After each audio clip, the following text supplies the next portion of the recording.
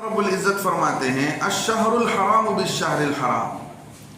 دیکھو جیسا یہ احترام والے مہینے 4 مہینے جو عظمت و احترام والے ہیں، اللہ کے نبی صلی اللہ علیہ وسلم کے آخری زمانے میں ان 4 مہینوں کے عظمت کو کے احترام کو منسوخ کر دیا گیا. یعنی یہ حکم دے دیا گیا اگر ان 4 مہینوں میں لڑائی کو بند کرنے کی ضرورت نہیں ہے، تم برابر لڑ سکتے ہو. یہ بات بعد میں ہوا، لیکن چونکہ اس وقت تک تو بڑی عظمت تھی، تو اب اللہ فرماتے ہیں الشہر الحرام بالشہر الحرام. یہ اشہر حرم یعنی یہ عظمت والے مہینے بدلہ ہیں عظمت والے مہینے کے. یعنی تمہارے لیے جیسے اشہر حرم یہ حرمت والے مہینے ہیں، ان کی عزت ان کا احترام ضروری ہے، ایسے ان کے لیے بھی تو ہے. سمجھ رہے ہیں؟ یہ ادھر سے تمہارے لیے عظمت والے مہینے ہیں تو ان کے لیے بھی عظمت والے مہینے ہیں. لیکن ہم بتاتے ہیں کہ دیکھو والحرمات قصاص، عظمت والے مہینوں کے اندر کا احترام ہی برابری کرنا ہے. برابری یہ ہے کہ تم بھی اس کا خیال رکھو، وہ بھی اس کا خیال رکھیں. جہاں تک ہو سکے کوشش اس بات کی کرو کہ ان مہینوں میں لڑائیاں نہ ہو، آپس کے قتل و غارت گیری نہ ہو. الحرمات و قصاص، یہ حرمت والے مہینے اگر ان کا احترام باقی رکھا جاتا ہے تو قصاص یعنی یہ احترام کو باقی رکھنا ہی ان مہینوں کے اندر برابری کرنا ہے. اگر تم اس کا احترام کر رہے ہیں پھر وہی بات آ رہی ہے. اللہ رب العزت پھر وہی بات بتلا رہے ہیں. اگر تم اس کا لحاظ کر رہے ہیں، یہ اگر لحاظ نہیں کر رہے ہیں فَمَنِ اعْتَدَىٰ عَلَيْكُمْ، جو تم پر زیادتی کرے اس مہینے کے اندر، جان کر بھی کہ یہ عظمت والے مہینے اس میں لڑائی نہیں کرنا چاہیے، پھر بھی یہ تم پر حملہ کر رہے ہیں، اٹیک کر رہے ہیں، فَاعْتَدُوا، تم بھی زیادتی کرو، بِمِثْلِ مَا اعْتَدَىٰ عَلَيْكُمْ، اتنے کے برابر جتنا انہوں نے تم پر زیادتی کی ہے. اگر انہوں نے تمہارے ایک آدمی کو مارا ہے تو بدلے میں تم کیا کرو گے؟ ان کے ایک آدمی کو مارو. اگر انہوں نے تمہارا جتنا نقصان کیا ہے تم بھی ان کا اتنا ہی نقصان کرو گے، اس سے زیادہ کا نقصان نہیں کرو گے. اللہ فرماتے ہیں واتقوا اللہ، اللہ سے ڈرو. صحابہ سے کہا جا رہا ہے، وہ صحابہ جو اللہ کے لیے انہوں نے مکہ چھوڑ کر مدینے چلے گئے، بلکہ قیامت تک آنے والوں سے مسلمانوں کے لیے کہا جا رہا ہے واتقوا اللہ، دیکھو اللہ سے ڈرو، جان لو. وَاعْلَمُوا أَنَّ اللَّهَ مَعَ الْمُتَّقِينَ، اللہ تعالیٰ پرہیزگار لوگوں کے ساتھ ہیں، متقی لوگوں کے ساتھ ہیں، جو اللہ سے ڈر کر زندگی گزارتے ہیں. اللہ اور اللہ کی مدد کس کے ساتھ ہے؟ انہی لوگوں کے ساتھ ہے. اللہ رب العزت یہ بات صحابہ کے ذریعے سے ہم تک اور ہمارے بعد والوں تک یہ بتانا چاہتے ہیں، اللہ رب العزت کسی دوسرے کے ساتھ نہیں ہے. جو اللہ سے ڈرتا ہے اللہ اسی کے ساتھ ہوتے ہیں. اب بعض صحابہ کے دل میں یہ بات ہو گئی کہ بھئی دیکھو ہم تو ہجرت کر لیے، ہم جو ہے اب مکے سے ہم اب مدینے کو آ چکے ہیں، اور جو ہے اب جہاد کی کیا ضرورت ہے؟ اب اسلام کو غلبہ ہو گیا، اسلام کو طاقت مل گئی، اب جو ہے جہاد کی کیا ضرورت رہی؟ ہم اپنے گاؤں میں رہیں گے اور مال و جائیداد کی حفاظت کریں گے، اپنی کھیتی باڑی میں لگے رہیں گے. اب جہاد کی کوئی ضرورت نہیں ہے، لڑائی کی کوئی ضرورت نہیں ہے. یہ بات حضرت ابو ایوب انصاری رضی اللہ عنہ فرماتے ہیں، یہ ہمارے دلوں کے اندر یہ بات آئی تو اللہ رب العزت نے ایک بات بتایا کہ دیکھو 2 باتیں ہیں. ایک بات یہ ہے کہ آدمی اللہ کی دین کی سربلندی کے لیے اپنی جان کو پیش کرے. اگر چند مسلمانوں کا خون بہتا ہے، اس کے بعد اگر اسلام کی حفاظت ہوتی ہے، دنیا میں اسلام غالب آتا ہے، تو اس لیے مسلمانوں کا خون بہنا اللہ کی راہ میں یہ جہاد ہے، ان کی شہادت شہیدوں میں یہ شمار کیے جائیں گے. ایک تو جانی شہادت، جان کو اللہ کے نام پر قربان کر دینا. دوسرا، کہیں ایسا نہ ہو کہ تم اپنے کاروبار میں رہ کر اللہ کی راہ میں خرچ نہ کرو، بزدل بن کر لڑائی کے لیے مت جاؤ، اپنے بچوں کے لیے مال بچا کر رکھ دو اور اللہ کے راستے میں خرچ کرنے کا نمبر آئے تو خرچ نہ کرو. اگر ایسی نیت ہو رہی ہے تو یہ مطلب ہے کہ تم اپنے کو ہلاکت میں ڈال رہے ہو. تم اپنے کو کیا کر رہے ہو؟ ہلاکت میں ڈال رہے ہو. اب فرمایا کہ دیکھو وَأَنفِقُوا، خرچ کرو، فی سبیل اللہ، اللہ کے راستے میں. جہاں بھی قرآن کے اندر آیا ہے کہیں آپ نہیں بتا سکتے مال کو جمع کر کے رکھو، مال کو جمع کر کے رکھو، یہ نہیں تھا. جیسا بچانا ہمارے لیے ضروری ہو گیا، خرچ کرنا ہمارا کم ہو گیا.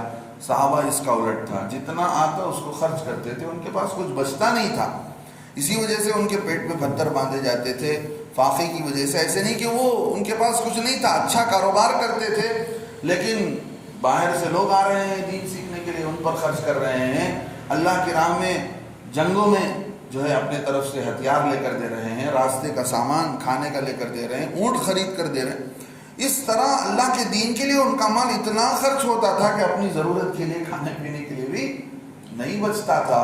ہمارا معاملہ الٹا ہے، ہمارا پورا کھا پی کر ضرورت سے زیادہ خواہشات میں لگ کر، بیٹی کی دھوم دھام کی شادی، عالیشان بنگلہ بنانے کے بعد اگر کچھ بچے گا تو مدرسے اور مسجد کے لیے. یہ معاملہ ہمارا ہے. ہاں، لیکن اللہ کے نبی کے صحابہ کا معاملہ کیسا تھا؟ ایسا نہیں تھا. وہ پہلے نمبر دیتے تھے اللہ کے دین کے لیے. اللہ فرماتے وَأَنفِقُوا فِي سَبِيلِ اللَّهِ، خرچ کرو اللہ کی راہ میں. وَلَا تُلْقُوا بِأَيْدِيكُمْ، اپنے ہاتھوں کو مت ڈالو إِلَى التَّهْلُكَةِ، ہلاکت میں. سمجھ رہے؟ وَأَحْسِنُوا، اور احسان کرو. إِنَّ اللَّهَ يُحِبُّ الْمُحْسِنِينَ، اللہ رب العزت احسان کرنے والوں کو پسند کرتے ہیں. احسان کا مطلب ہے نیک کام کرنا، کسی کے ساتھ بھلائی کرنا، نیک جگہوں پر مال خرچ کرنا. تو آدمی کا یہ احسان اللہ کو اتنا پسند ہے کہ ایک احسان تو حدیث کے اندر معنی پوچھا گیا. اللہ کے نبی کے صحابہ کہتے ہیں ہم بیٹھے ہوئے تھے، ایک موقع پر ایک آدمی آئے، بڑے اونچے، اور ان کے چہرے پر بڑی بھری سی داڑھی تھی، اور آ کر اللہ کے نبی صلی اللہ علیہ وسلم کے سامنے اتحیات میں بیٹھ گئے. پھر اللہ کے نبی علیہ السلام سے پوچھنے لگے اسلام کیا ہے، دین کیا ہے، نماز کیا ہے، زکوٰۃ کیا ہے. پوچھتے پوچھتے انہوں نے پوچھا احسان کیا ہے. احسان کیا ہے؟ احسان کا مطلب ہم کیا سمجھتے ہیں؟ کسی کو کچھ دے دینا. احسان کا ایک معنی یہ ہے، اللہ کے نبی صلی اللہ علیہ وسلم نے اس موقع پر ان کو جواب دیا. وہ کون تھے؟ حضرت جبرائیل علیہ السلام تھے. ان کے جانے کے بعد اللہ کے نبی علیہ السلام نے صحابہ کو کہا کہ یہ جبرائیل تھے، تم کو دین سکھانے کے لیے آئے تھے بھیس بدل کر. انہوں نے کیا پوچھا؟ احسان کسے ہیں؟ احسان کسے کہتے ہیں؟ تو اللہ کے نبی صلی اللہ علیہ وسلم نے فرمایا ان تعبد اللہ کأنک تراہ، تم عبادت اللہ کی ایسے کر رہے ہو گویا کہ تم اللہ کو دیکھ رہے ہو. تم کیا کر رہے ہو؟ اللہ کو دیکھ رہے ہو. یہ عبادت کا اونچا درجہ. آدمی نماز کے اندر، عبادت کے اندر اتنا ڈوبا ہوا ہے گویا اسے کسی کی فکر نہیں ہے، وہ گویا آدمی اللہ کو دیکھ رہا ہے. اگر یہ کیفیت نصیب نہیں ہے تو احسان کا دوسرا درجہ اللہ کے نبی علیہ السلام نے فرمایا، احسان کا دوسرا درجہ ہے فَإِن لَمْ تَكُنْ تَرَاهُ، اگر تم اللہ کو نہیں دیکھ رہے ہو فَإِنَّهُ يَرَاكَ، تم اللہ کی عبادت کرتے ہوئے تمہارے دل کے اندر اتنا تو یقین ہونا چاہیے کہ وہ ہمیشہ تمہیں دیکھ رہا ہے. تو دو درجہ ہے احسان کا. ایک یہ ہے کہ آدمی عبادت کرتے ہوئے اللہ کو دیکھے، دوسرا اتنا تو عبادت کے اندر خیال کرتا رہے کہ اللہ مجھے دیکھ رہے ہیں. اسی لیے علماء نے لکھا ہے نماز کے ہر رکن میں، ہر رکن کے شروع میں، درمیان میں، آخر میں، ہر رکن کا مطلب قیام ایک رکن ہے، سجدہ رکوع ایک رکن ہے. ہر عمل کے شروع میں، درمیان میں، آخر میں اس بات کا خیال کرے آدمی کہ میرا اللہ مجھے دیکھ رہا ہے. تو اس کے ذریعے سے کم از کم اس کا دھیان کہاں رہے گا؟ نماز میں رہے گا. سمجھ رہے ہیں؟ تو احسان کا ایک معنی یہ ہے. اللہ فرماتے وَأَحْسِنُوا، احسان کرو. إِنَّ اللَّهَ يُحِبُّ الْمُحْسِنِينَ، اللہ رب العزت احسان کرنے والے کو، محسنین کو پسند فرماتے ہیں. تو اب کئی معنی ہو سکتا ہے اس احسان کا. دوسروں پر خرچ کرنا، نیک کام کرنا، اور دوسروں کا ساتھ دینا معاملات کے اندر، معاشرات کے اندر. ہاں سمجھ رہے ہیں؟ یہ سارا معنی اس کے اندر آ جاتا ہے. اور ایک احسان کا معنی وہی ہے جو میں نے آپ کو بتایا. اور ایک احسان کے سلسلے میں مسند احمد کی ایک روایت ہے، حضرت معاذ رضی اللہ عنہ حضرت نبی صلی اللہ علیہ وسلم یہ حدیث نقل کرتے ہیں اللہ کے نبی علیہ السلام نے یہ بات فرمائی، تم سب لوگوں کے لیے وہی پسند کرو جو اپنے لیے پسند کرتے ہو، اور جس چیز کو اپنے لیے برا سمجھتے ہو دوسروں کے لیے بھی برا سمجھو، یہ بھی احسان ہے۔ احسان کی تفسیر میں تو اپنے لیے پسند کر رہے ہیں تو وہی دوسروں کے لیے پسند کرنا ہے۔ اپنے لیے تو اچھا پسند کرتا ہے، میں اچھا پہنوں، اچھا کھاؤں، دوسرے جائے بھاڑ میں، ہم کو کیا ضرورت؟ نہیں، اسلام یہ سکھاتا ہے یحب لأخیہ ما یحب لنفسہ۔ احسان کا ایک مطلب یہ ہے کہ آدمی اپنے لیے وہی پسند کرے جو اپنے بھائی کے لیے وہی پسند کرے جو اپنے لیے پسند کرتا ہے، اپنے لیے جو برا سمجھتا ہے وہی دوسرے کے لیے بھی برا سمجھے۔ ایک کھانا ہم نہیں کھاتے، اتر گیا کھانا، اترنے کے قریب ہے، اٹھا کر فقیر کو دے رہے ہیں، صحیح نہیں ہے۔